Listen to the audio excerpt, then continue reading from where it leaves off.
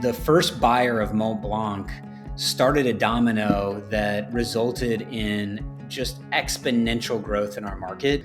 The folks that own that house next door, I would say, are more like historical preservationists. They wanted to keep this old block cottage built in the 70s perfectly preserved. And I think it's interesting because you sort of see the old versus the new. And it's a good representation of how the growth of our market has progressed. Hey everyone, I'm Jonathon Spears, and today I'm here with Estate Media to tell my stories behind the listings. So this property I'm going to talk about is 3508 East County Highway 30A. This is a modern architectural marvel, brand new construction, and what makes this home so special is that it sits on an unobstructed beach in the Hamptons of the South, which is 30A, Florida. Crystal white sand beach, these Caribbean blues in the background, those are 10-foot glass sliders. Everything in this home is built with hurricane impact structure. Not only that, but we had an incredible designer, Thierry Francois, who did this custom metal vent hood. You've got beautiful, ornate stone on the background, Wolf appliances, big open living space. Look at all that glass. This is unique because these properties face south, so you get all day sunlight, where if you're in southern Florida, we're up in northern Florida, you're gonna get kind of east to west, maybe a sunrise, maybe a sunset. Here you get it all, and this home takes perfect advantage of that. What makes this property so special to me in particular is that I had a hand in developing this home. And this was the first of the waterfront homes to sell. It sold during COVID, and we wanted to create a product that would attract a buyer profile that we had not seen here on 30A before. So features that stood out were this beautiful glass and steel wine cavern that really created this living art piece as you come up the stairwell. This transaction was not only monumental for my career, but it showed me the power of publicity. Every time we get a listing like this, we go after earned media with outlets like Estate so that we can evangelize about our market and really showcase our properties to the widest possible audience. And then, of course, the primary suite on the top floor is second to none with soaring vaulted ceilings. We do this beautiful Venetian plaster, which reflects these blue hues off of the Gulf of Mexico. And then, of course, walls of glass that focus your attention directly towards the ocean. My personal favorite is the spa-like bathroom, which allows you to just relax and take in a serene setting while being in the privacy of your own home. This property is 199 Seawwalk Circle. This is one of the most unique homes that I've ever represented because it's got a storied history. This property was owned by the famous R&B soul singer Al Green. We originally started this as a remodel project, and we called it Peace and Happiness. And really it was a tribute to Al because Al made this place so peaceful, and it really is an escapism as far as a home that you'd sell to a second home buyer or somebody that wants a vacation property here in Florida. You can see those beautiful herringbone and chevron inlays, the gorgeous wooden garage doors, they're all mahogany, and really this beautiful coastal stucco finish that accentuates the sense of arrival. As soon as you come up to the front porch, we have beautiful Chicago brick, which is also inlaid in herringbone, and then a stark steel and glass fixture that's the front door entry that pops off of that white stucco. And so some of these spaces open up, like the living room on the third floor, which is super grand and very expansive. And then other areas are cozy and they contract, which is like the primary bedroom suite with its wood paneled walls and these endless ocean views.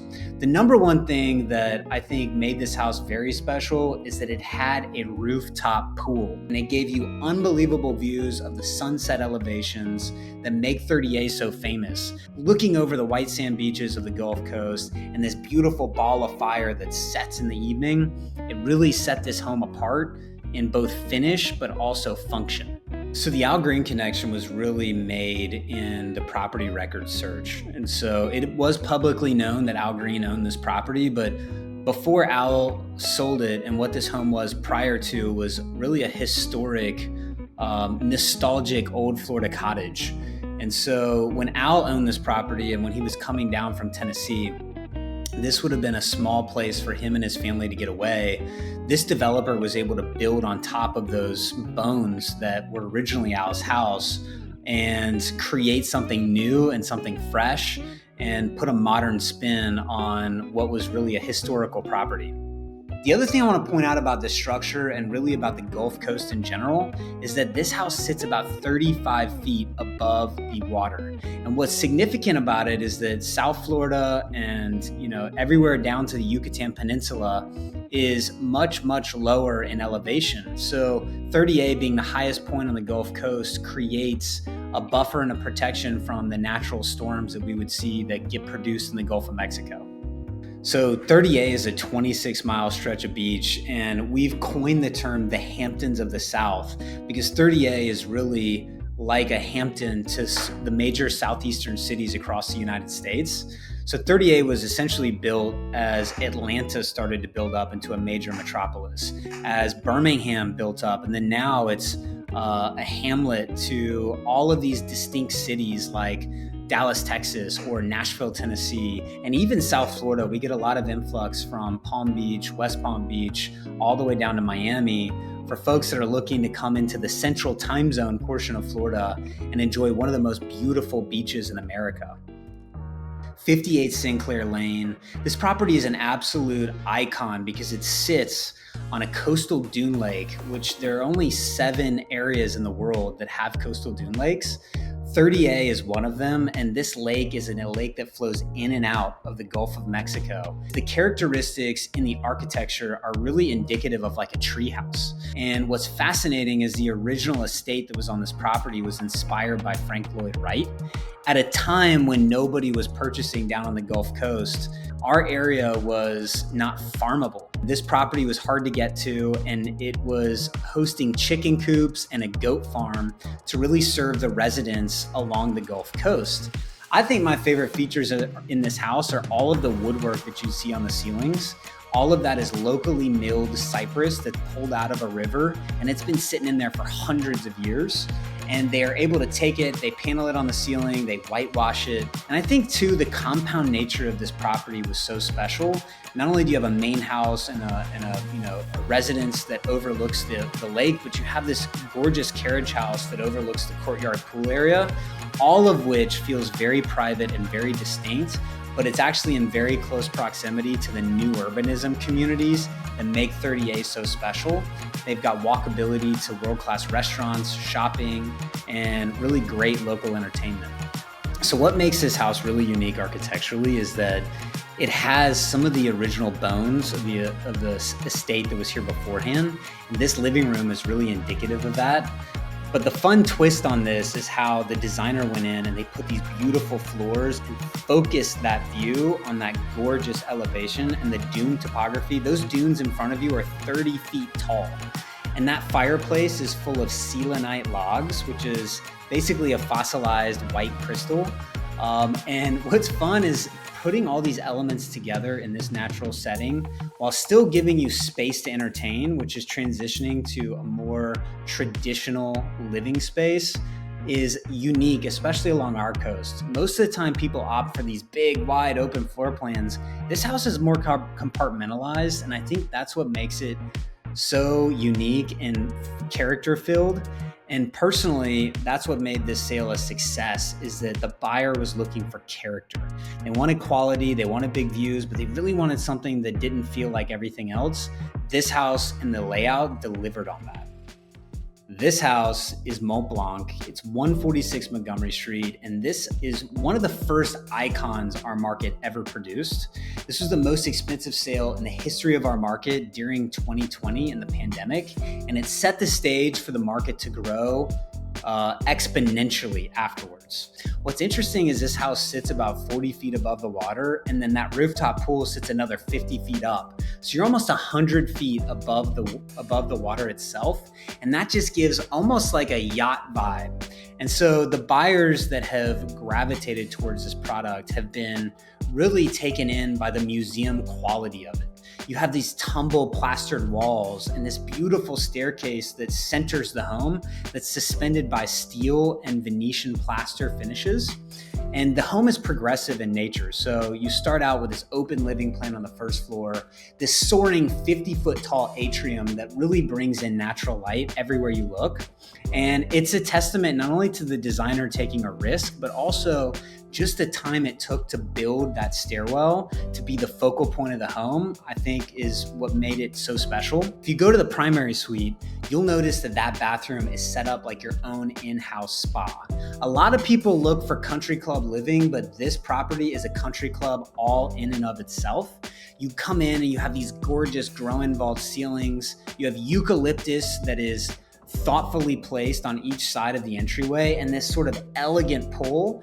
This goes back to expansion and contraction in architecture, because that atrium next to you is 50 feet tall, and then this goes to like a 8 to 10 foot height. I think the other thing that made this house really special for me is that this was the first time we were able to widely publicize a branded property in this market. So the entire market recognizes this house as Mont Blanc, and it makes sense because it sits 50 feet above the water. It's this iconic white house. And so for us, we wanted to be able to represent the architecture in the branding of the home. And even to this day, multiple sales later, people don't say 146 Montgomery Street, they say Mont Blanc. This house was strategically placed in the Wall Street Journal through earned media, meaning that that story of this property had to be breaking news. And when we put a big price tag on this home, which was north of 15 million when we originally listed it, nothing on the Gulf Coast had ever sold for more than $12 million.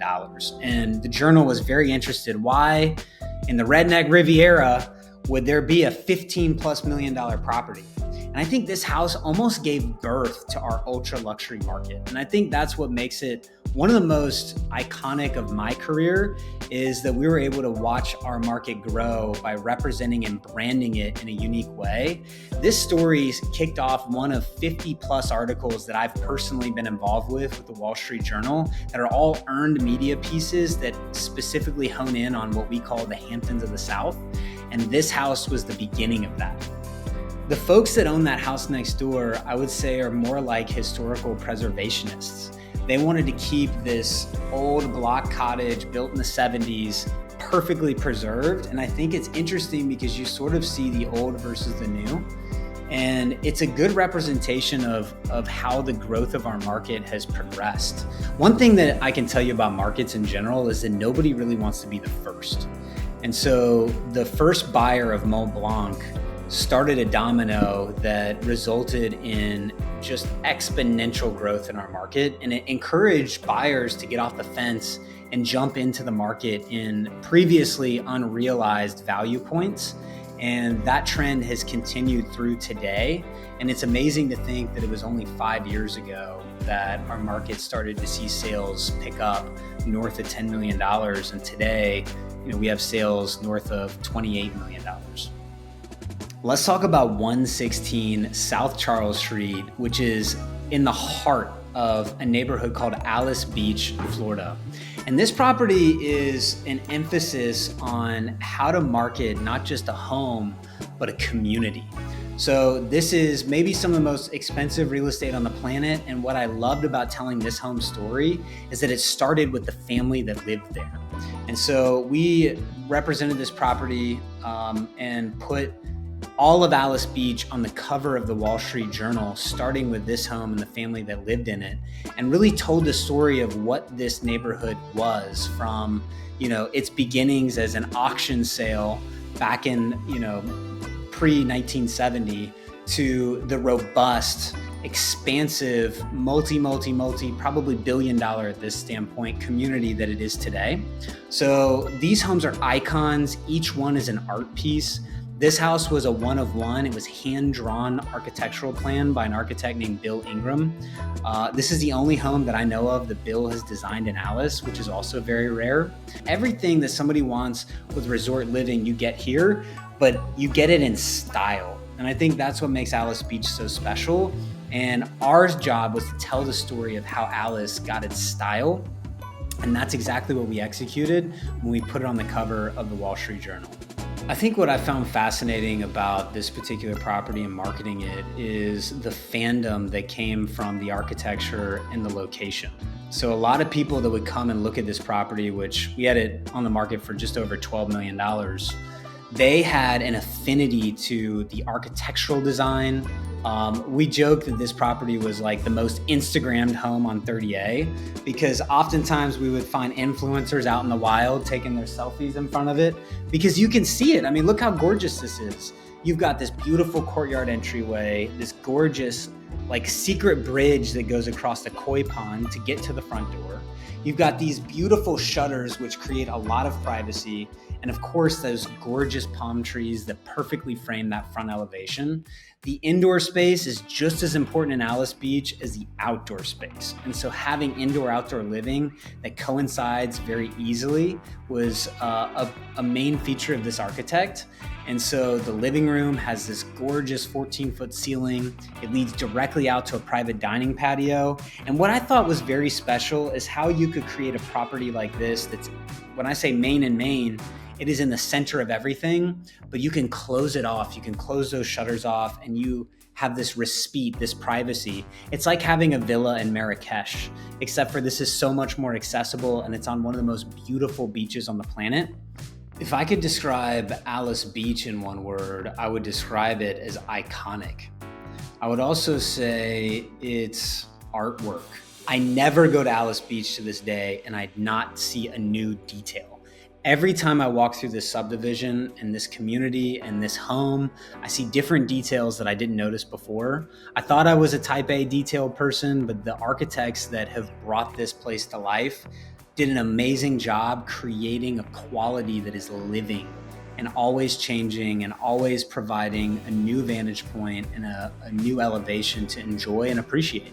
The biggest lesson I've learned in taking a project from concept to closing is to make sure you have a great team. Without a great team and a great plan, execution's usually not great. And a lot of people say just do it. But when it comes to project building, project planning is the most important phase. And then you find the people who can execute on that project, and then you've got something special. So that would be my advice. If you're an agent that's sitting there and you're looking at yourself like, man, I'm that hobbyist. You know, I wake up and I treat my business like a golfer who just wants to go hit balls at the range with the boys. And you want to shift and you want to start taking market share and be known as the guy or the girl who's the mayor of the market. That's why we built MyOps. And if you visit myops.ai and sign up today to get more information, you'll get an email directly from me. And I look forward to sharing with you how you can professionalize, streamline, and scale your business. I'm Jonathon Spears, and I want to thank Estate Media for allowing me to tell my stories behind the listings.